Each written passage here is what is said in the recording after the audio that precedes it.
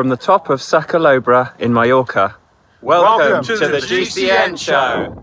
Welcome to the GCN Show. Coming up this week, we're discussing if cycling is an attractive hobby. We also have news that Pidcock will be riding Pinarellos in 2025, Pogacar's new aero bike, and much more.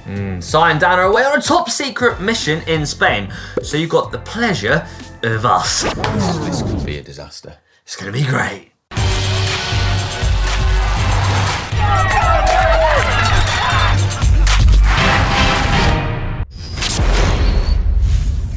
So, a study was recently published which ranked different hobbies as either attractive or unattractive to women. And as cyclists, we understandably were interested to see how our passion ranked alongside the likes of swimming, bodybuilding, fencing, crypto, Dungeons and Dragons, comic books, and archery. Yeah, so we are going to tell you. We also are going to hit the streets of Bath to see what the public think. But first, what did the survey say? Oh, well, unfortunately, of the 74 hobbies that were listed, cycling didn't even make the top 15. But it did do okay though, right? So it was listed under the catch-all term bicycles, right? And 76.4% of women said that it's an attractive hobby, right? Which actually places it above bodybuilding. Really? Which was 73%. So how are you going to break that to your mate, the Giant? He's a bit bigger than me, so I might just hold off telling him. You're officially more attractive than the Giant. And he's got better teeth than me. Anyway, thankfully, it also placed much higher than crypto, Dungeons and Dragons, and comic books, which alongside cigars, porn, gambling, clubbing, and the manosphere were listed among the least attractive hobbies. Understandable, I guess. Yeah. But so, what is manosphere? I thought you would win that. It's Joe Rogan podcasts, Jordan Peterson, right. Andrew Tate. If you're into all that stuff, manosphere, least attractive. Okay, I can kind of understand that, actually. Oh, and if you're currently arguing in the comments about all this, you should also know that that is one of the most unattractive hobbies too. Arguing online was the second most unattractive hobby. Yeah, but 4.3% of women did say that was attractive, though. Really? Yeah, so there is, I mean, if you ever needed proof that there's someone for everyone, there is. There you go. Yeah. It's not all good news, though, for us Lycra-loving peddlers, though. Swimming was voted the most attractive sport. 93%. Yeah. And cycling actually places below a lot of sports, including archery. And horse riding. Yeah. But to find out for ourselves, to find out exactly where cycling sits, we sent Hank and a microphone out onto the mean streets of Bath. What could possibly go wrong? This is my favourite thing to do. Hitting the public with some interesting questions. Right, we're out to find out if cycling is an attractive hobby. And I've got the three most attractive people I know. Do you reckon mammals in Lycra, would you say, is an attractive sport? No. No. Guys, do you think cycling is an attractive sport? No.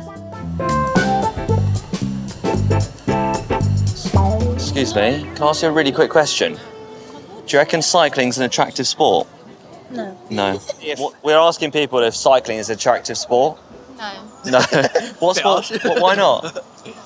The outfit. Yeah, it is the Lycra, innit? Yeah. What would you say is an attractive sport then? Football.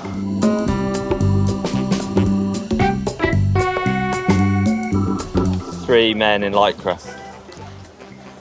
Not attractive? I think it is. Yeah, okay, cool. Yeah. My dad does cycling, so I feel like I have to be a bit biased. Yeah. Yes, I think it would. Yes. Better than like football or swimming or boxing? Not sure about better. Yeah, it wouldn't be cycling. It wouldn't. What would it be? Boxing. It's the outfit. It's the outfit, It is isn't the outfit. And also, what are they doing? That's not. You're not helping with the image. I'm not gonna lie. Right. It's the models, I think. Yeah. Guys, Yeah, I don't appreciate think they it. have.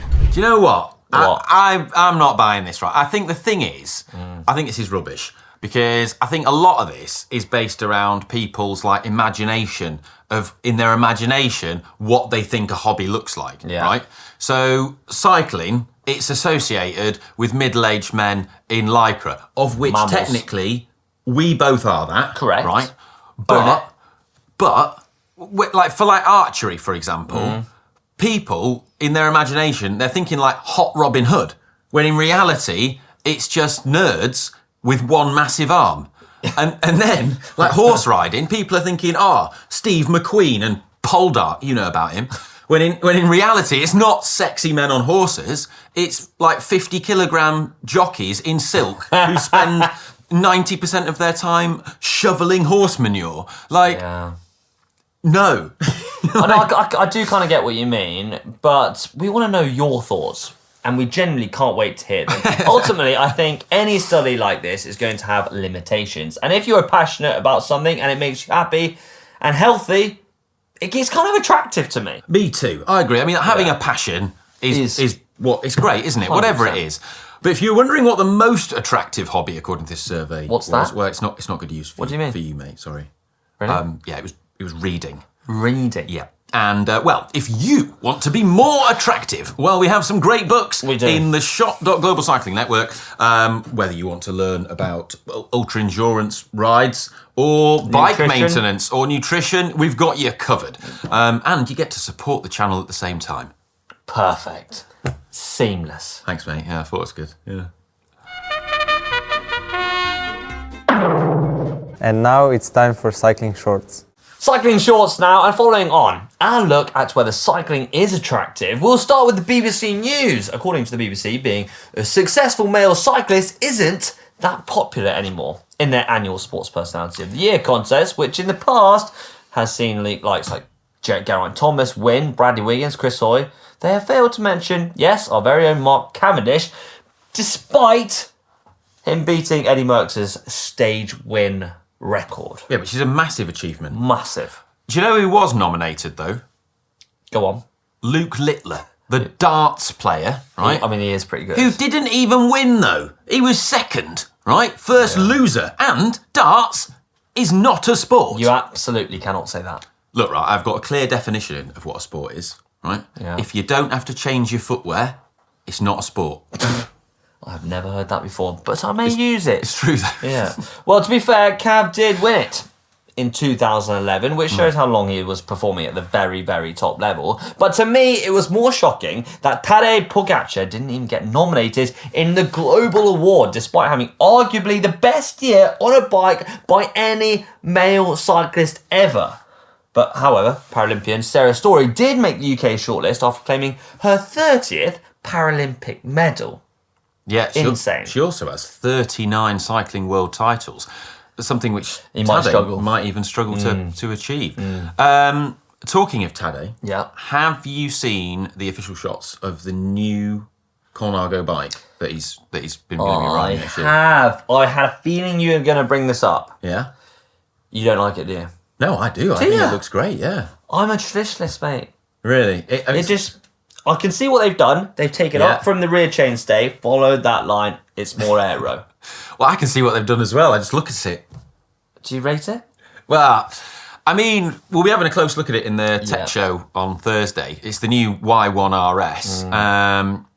It's pretty out there. It's very out there. But I think they wouldn't have made it look that wild unless it was for good reason. There is also a white paper that's out on it. I've not had a good look at that yet, but I've heard good things. And Colnago are certainly saying that it's very, very, very fast. But of course they would. They're not going to bring out a new bike that's slow. Yeah.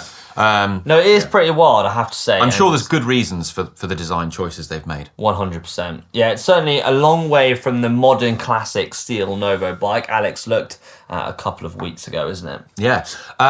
In other news, it looks like the Pidcock INEOS Cummings soap opera has finally settled. What do you make of all that? I mean, it's been a lot, hasn't it? Yeah. I like how Pidcock, he's got this kind of hero-villain style where he doesn't really care what he's doing. Yeah. He's good enough to be able to choose his battles. But it's going to be very interesting to see what he can do with a second-tier team. Yeah. I mean, it feels like, INEOS are the sort of losers here. Yeah. It feels like, from the outside, that Cummings and Pidcock, fallen out, and now INEOS has lost both of them. Which isn't ideal. No, not at all, no. The bikes situation, though, is pretty interesting. So Q36.5, sponsored by Scott, and it appears that Pidcock is going to be riding Scott on the road, and the team are going to continue to be sponsored by Scott through the 2025 season. However, it has just been announced that he will be riding Pinarellos for all of his off-road racing, so mountain bike and cross for the next 3 years. Yeah, because he did actually start developing that mountain bike and that cross bike with Pinarello, so you can kind of see how... The brand has invested a lot in him. Exactly, you can kind of see how that's gone over, so it's really interesting. Yeah, and, you know, we suspect that this is all part of a wider plan, because the owner of Q36.5 also owns Pinarello. So we wouldn't be surprised if the team switches to Pinarello once the Scott deal ends. I've got to say, that's going to be the plan. Yeah, all right, 100%. Cool. Well, next up, there's a story that I feel might not be super relevant for you. Why? You know, living in the country and all that. But it is good news for urban cycling homeowners, because a new study looking at cycling infrastructure in Manchester has found that homes closer to cycle networks and bike paths are worth more, up to 8% more than those a kilometre or more away. Really? So despite some of the more vocal local residents describing the cycle lane scheme as a massive waste of money, the ones who are actually threatening to move out in protest would actually be quids in. Yeah. Yeah, and it seems that it's a win all round. And the academics who carried out the study, Erez Yerushalami and David Hearn, researchers in business and economics at Birmingham City University and the University of Birmingham, put forward a pretty convincing argument that their findings suggest an unmet demand for bike-link infrastructure, one that property developers and policymakers are not yet aware of. I reckon you should bang in a bike path next to Chavenage House. You know what? I was thinking about it. Yeah. They might want to add a secure bike park to the list of infrastructure, though. I saw a story over the weekend of a British guy who returned home after completing nearly 4,000-mile bike tour across Europe, riding to Turkey and back, only to have his bike belongings stolen, when he stopped for a bowl of noodles in Brighton. Gutted. You travelled that far. I saw that, and he's a fellow Yorkshireman like me, and he'd locked his bike up as well before he'd gone to get some food. And the sad thing is that he'd set out on this ride following the death of his wife, and he'd packed in his bike packing bags that he had on there. He had some items that belonged to her. That's so sad. It's awful, isn't it? I really hate hearing stories like this. It's the worst. Having your bike stolen is a terrible feeling, and when you lose valued possessions at the same time, it kind of makes it feel even worse. It's like a nail in the coffin, isn't it? Yeah, here's hoping that he manages to get them back. But bike theft is something that we'll be posting a video about in the next few weeks. Si has been busy with this. He's been researching it and uncovered some extraordinary stories. So make sure that you subscribe so you don't miss that one. It is going to be a good video. Yeah. Before we get to hack/bodge of the week,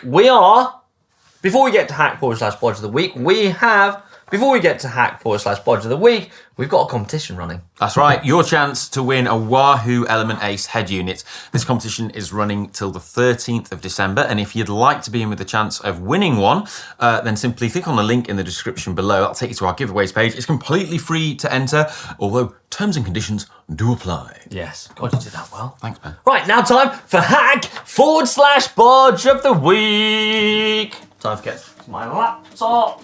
Right, first up, here is a Christmas tree that's been made by having sprockets and chains fused together. Brilliant. I absolutely love when people get creative with bike parts. They also say it's been made by a mechanic at a local bike shop that doesn't like GCN.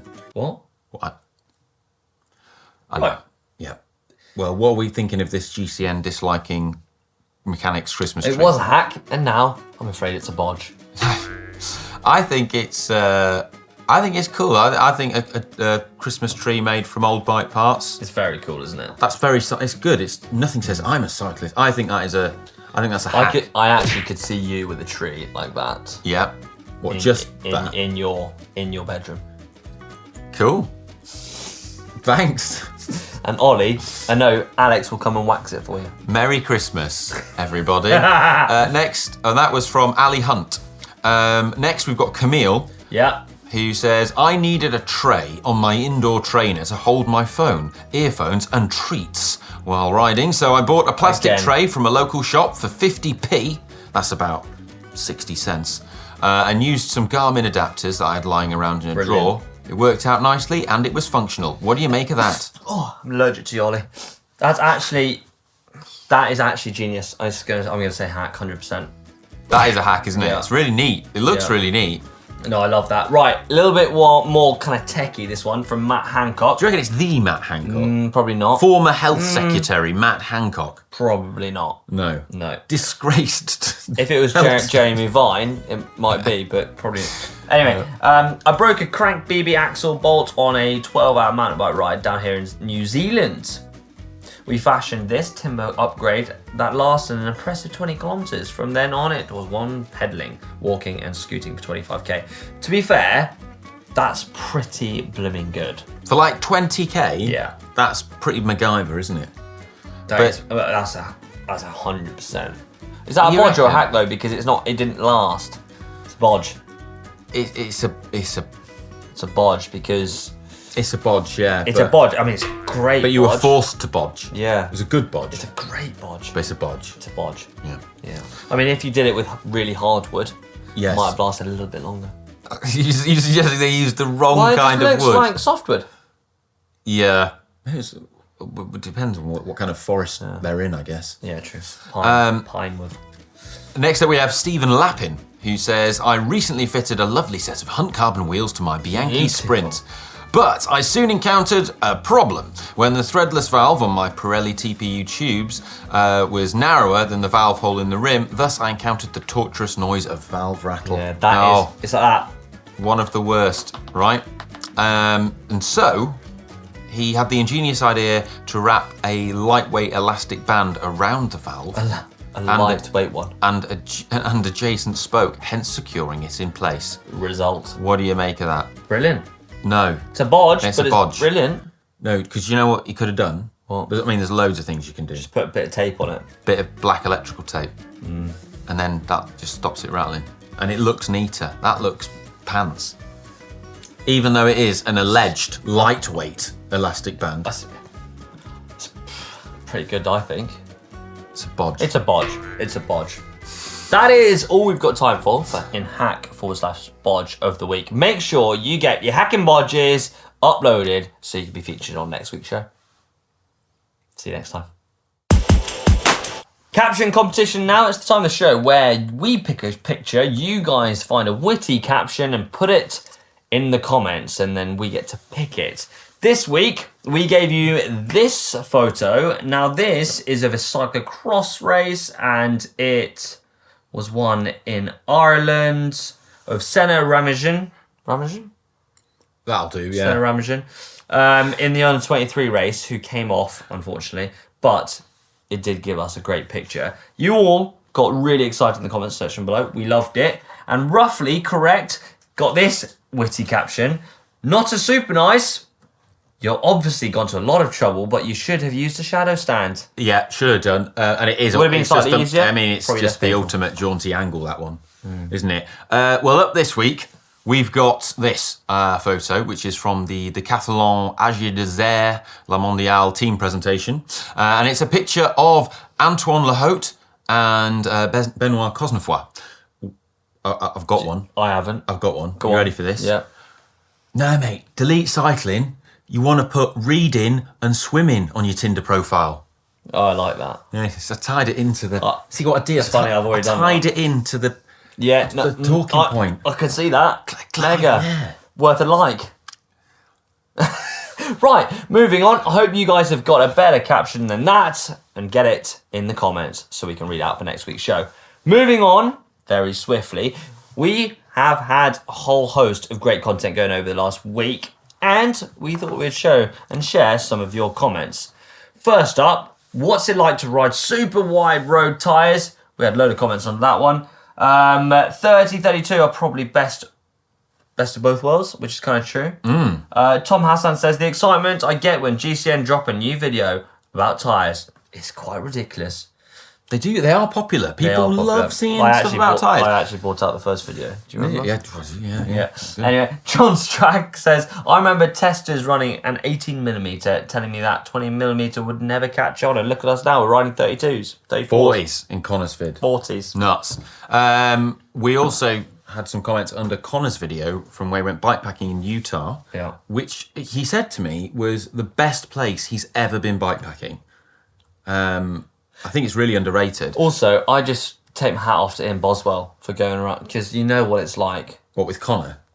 With Connor, it's a nightmare. He goes on, he has an idea in his head, but his legs can never back up his head. Are you saying that he bonks every time? Every time. But we love him for it. We do love him for it. If you haven't seen that video, do check that out. Yeah, Rock MTH said, being from Utah, this was fun to watch. I've been riding all over this area for 35 years. The camera does not capture how spectacular it really is, and it does look blooming amazing in the video if you've not seen it. That last climb is truly a grind. I've done it multiple times. The first rule is never go off-road in the rain. The mud is worse than anything you've experienced. The first day I thought, oh no, don't go. There you go. Are you ready? I'm hoping you would just jump on the next one. Oh, sorry. Sorry. I was getting too excited about what's coming next. Okay. Derek McNally. Derek Nally. Got there in the end? Derek Nally. Yeah. Have you seen... You need to take up reading. Have you seen Harry Potter when he goes Diagon Alley? It's like that. Derek Nally. Okay, cool. Moving on. Never change your idea of a good time, Connor. The wildest stories and best adventures come from getting into situations you wouldn't want to be in, but then getting out of them in fair condition. I'd go on a crazy ride with you any day. Well, I think, Derek Nally, I think Connor's going to take you up on that, because he's not going to have many friends left. I'd go on a ride with Connor any day. I would too. Connor's a great guy. He's a great guy. We do love him, but I do like to give him a little bit of it. He does bonk a lot. He does bonk a lot. Right, what's coming up? I don't know. We need to look. I've not even. Have you had a look? I've had a look. What is coming up? All right. Wednesday. Nothing on Wednesday. Thursday. What's coming up?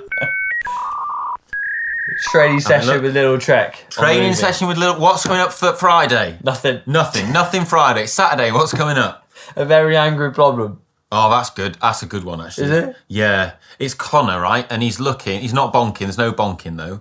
He's looking at the anger and the animosity between drivers and cyclists. Which is a big... It's good. It's good. He's done a good job. And what's coming up Sunday?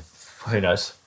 Who knows? Who knows? Right. I know. I just want to save it. I'm riding a penny farthing. He's riding a penny farthing. Right. There you go. Mega. I hope you've enjoyed the show. No, we're going to have to redo all that. That's brilliant. You got to keep it in like that. We can't. We can. That's good. Hope you enjoyed this week's show with Ollie and Hank, and we'll see you in the next one. I don't think we're going to be allowed back. Probably not. Anyway, love you. Bye. Bye.